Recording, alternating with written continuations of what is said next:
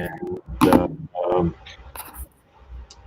looks like we are live. So, Great. so I am here with a professional, Anna Stepchenko. Stepchenko. I was trying to say Correct. my name. Well, you could say my name. But I'm here with Anna Stepchenko. I met Anna a little under a year ago, and um, just a bright real estate agent, real estate broker from southern South Florida.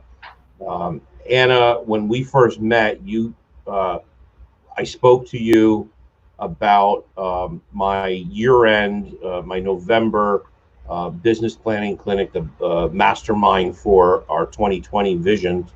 And within 24 hours, you were like, I'd like to come up, I'd like to join you. And that's exactly what you did. Within 24 hours, you had booked a flight and you came to Wayne, New Jersey, where we're out of. And, you showed up and I was like, wow, that's somebody who makes her mind up, makes a decision.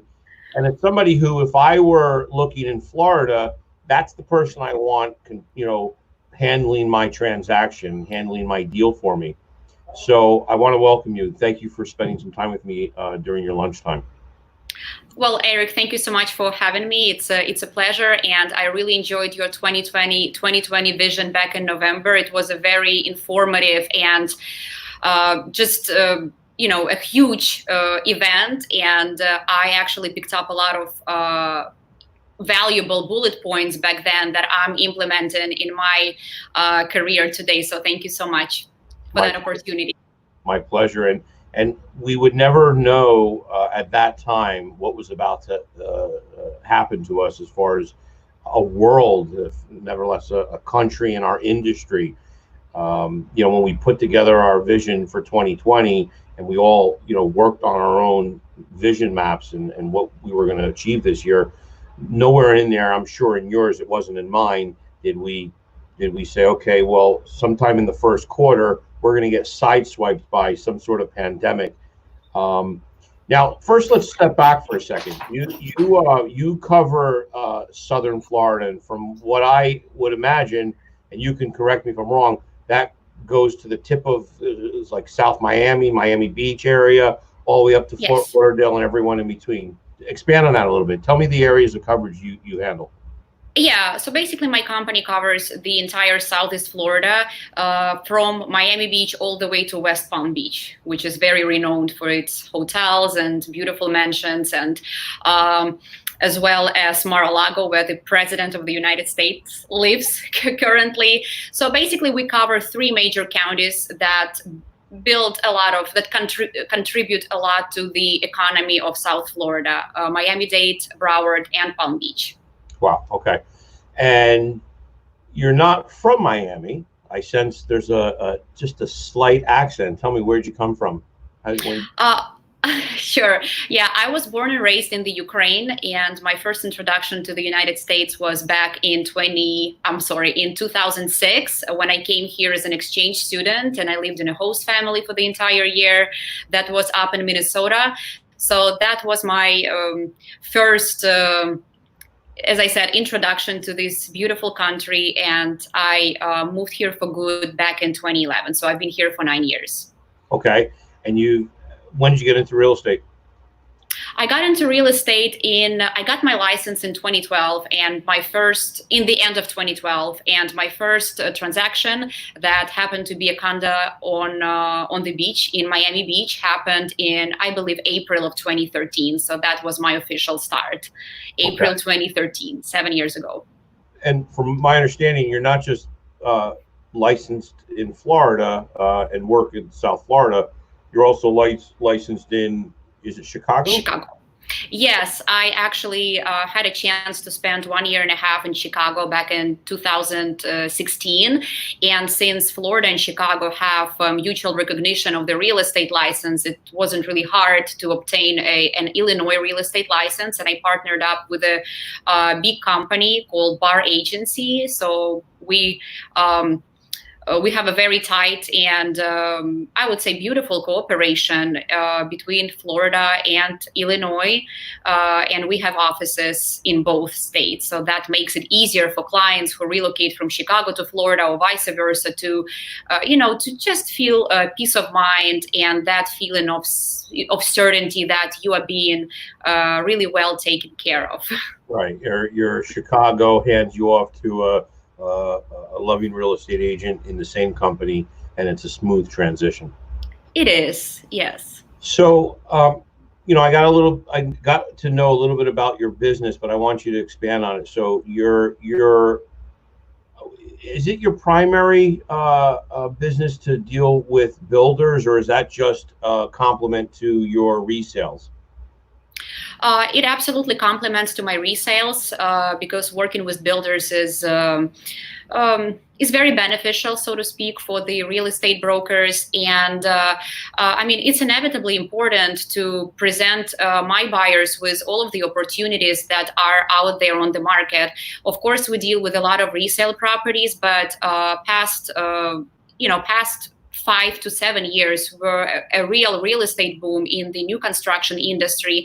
And there is a big percentage of buyers who want solely a new construction. They want everything brand new. They want something exclusive, something fresh. And they also want to make right business decisions, because when you enter in a contract on a new construction on a very early stage before the groundbreaking, you get much better deals under market.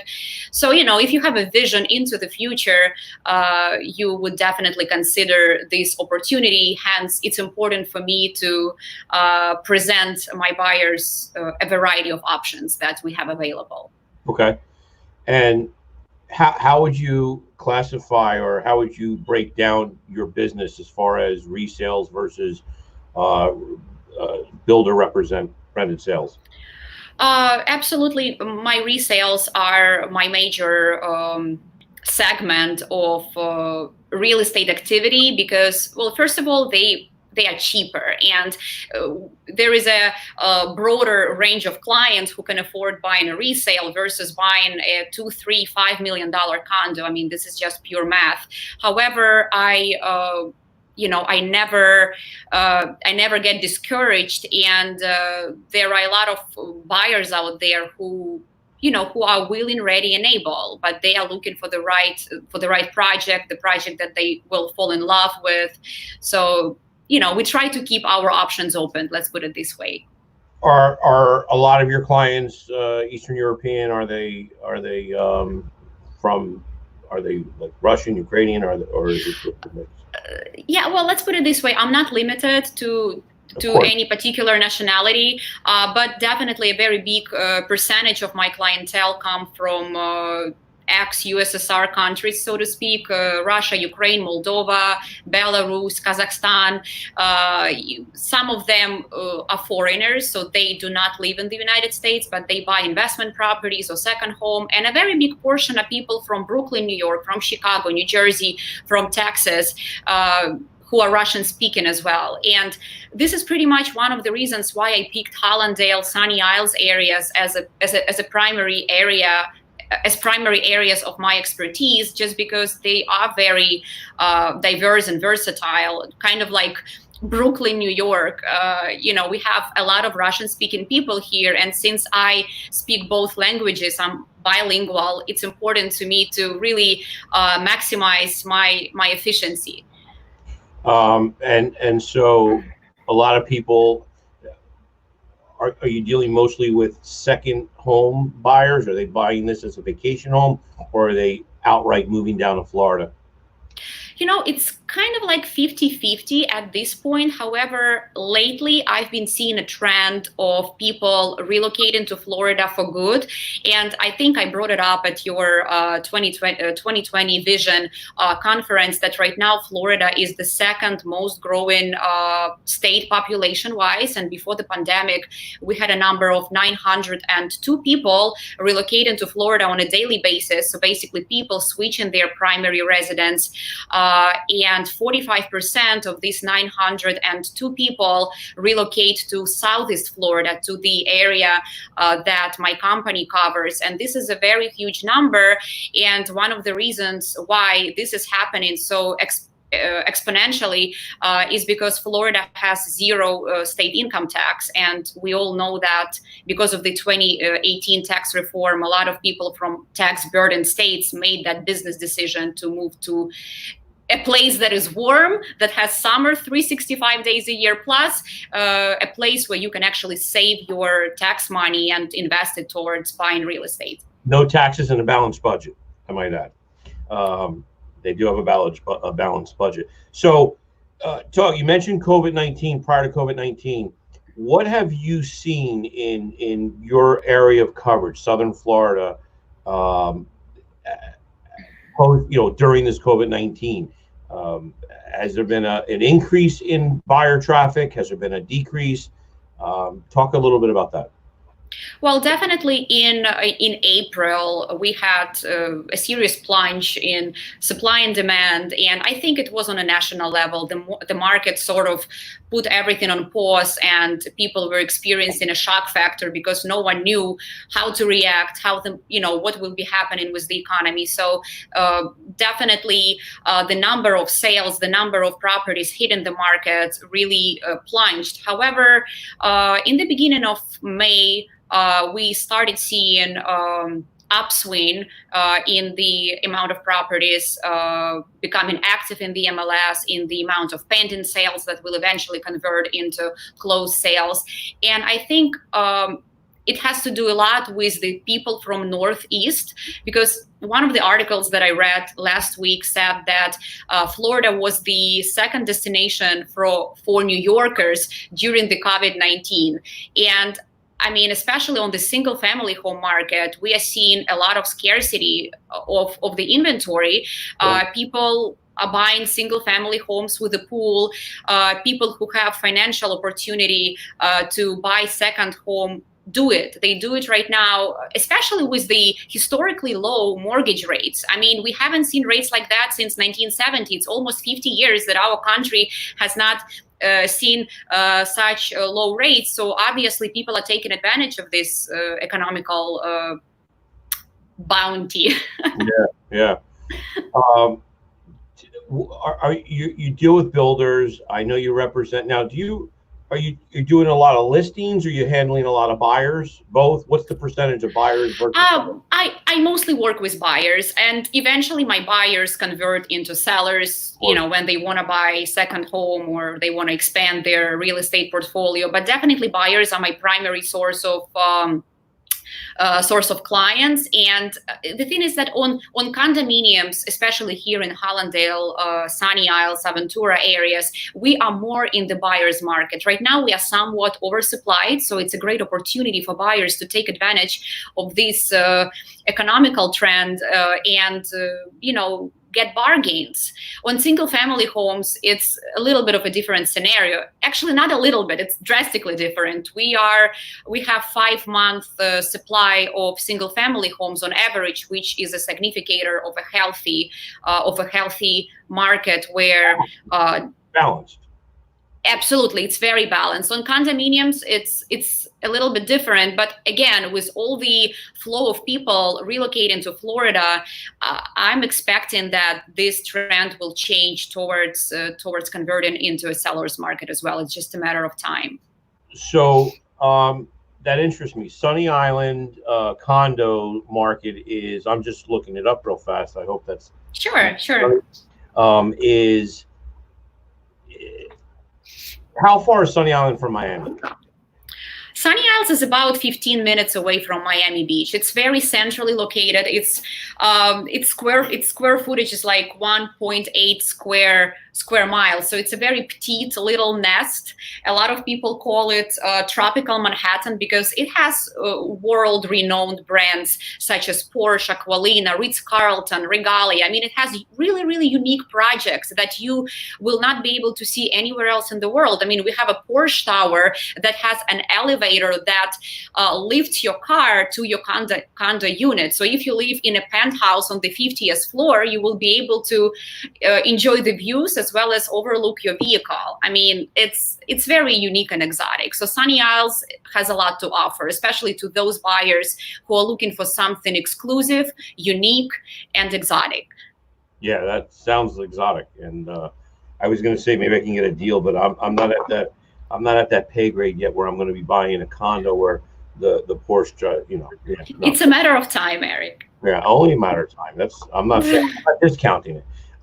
So the condo market in Sunny Isles is a little over. There's too much inventory, so you can get some bit of a bargain. But the single family home market is. Why do you think that is? Well, first of all, like let's say people who relocate here from northeast, from Midwest, they are used to being in single family homes. Most of the people relocating here are families. They have kids. They want their kids to go to a good school, and they want space. They want a backyard. They want a swimming pool, and it's just a matter of habit. So these people mostly prefer single family homes in Boca Raton and Plantation, Pembroke Pines, West Hollywood. I mean, there is a bunch of areas where you can access such inventory. Condo market is very different. It's really. It has to do with your psychological, I guess, preferences. There are people who love to live in a house, and there are people who love to live in a condo.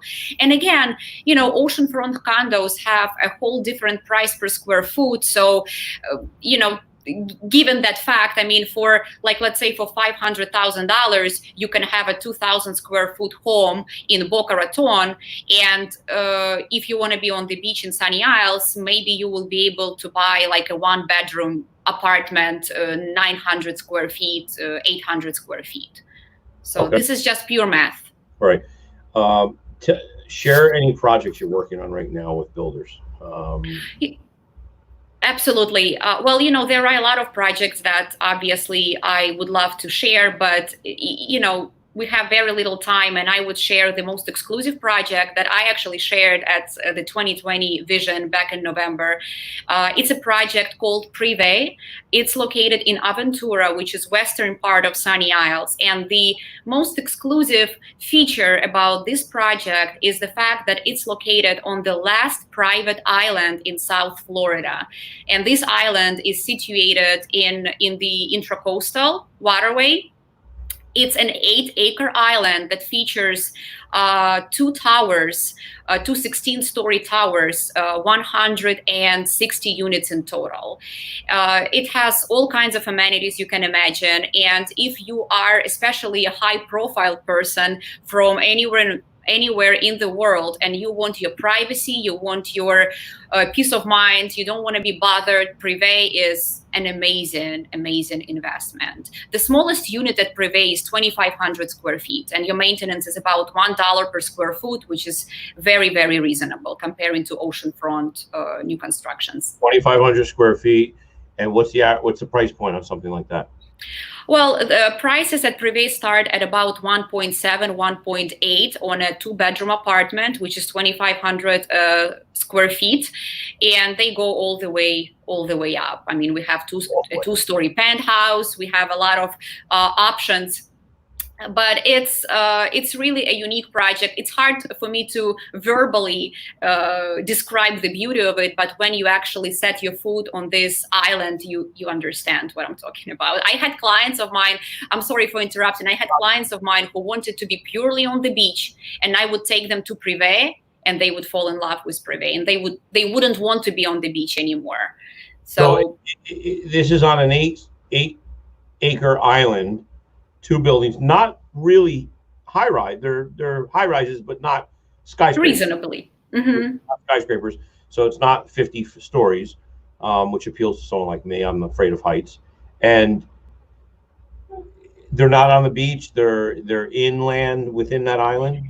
Yeah, they are on the Intracoastal. Basically, Intracoastal is part of the ocean. It has access to the ocean. So when you overlook, like when you stand on your balcony at Privé, you see the ocean you are less than a mile away from the ocean, probably like half a mile. I don't know the exact distance, but it's very close. And you see a beautiful Sunny Isles skyline, as well as the the beautiful sunsets of Aventura. It's private and it's exclusive, so you get that as well.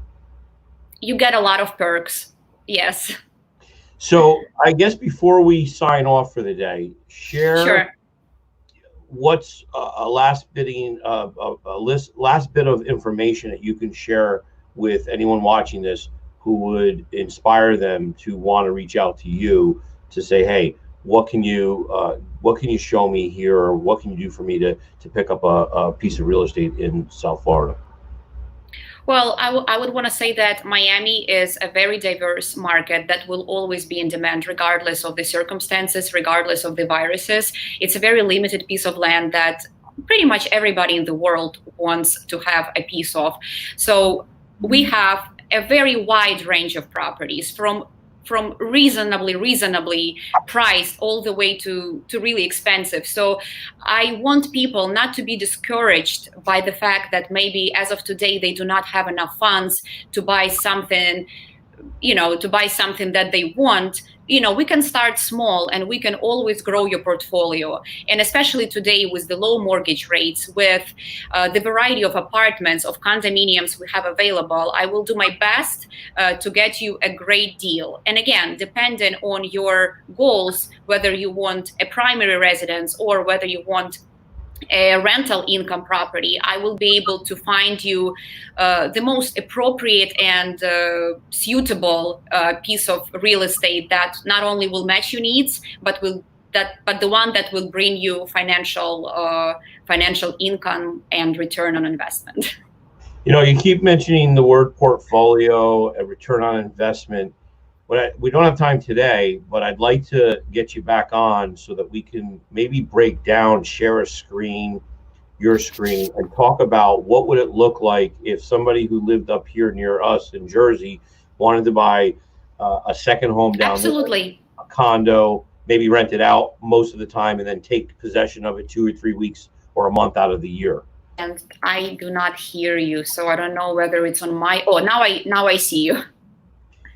So we're gonna bring Anna back because I want to break down what it would look like to buy a second home as an investment property, some place that I can do a condo where I can go and visit 1 or 2 times out of the year, spend the 3 weeks here, 3 weeks there, and then have it rented out and see what kind of rent I can get. And let's do an equation and a math, and do the math and show people that you could actually buy a place down there and have an investment property and still enjoy it as a vacation place.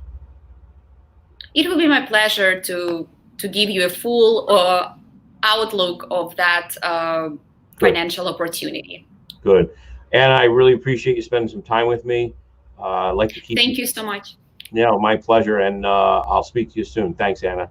Thank you so much, Eric, for having me, and have a beautiful rest of the week. Bye. Bye-bye.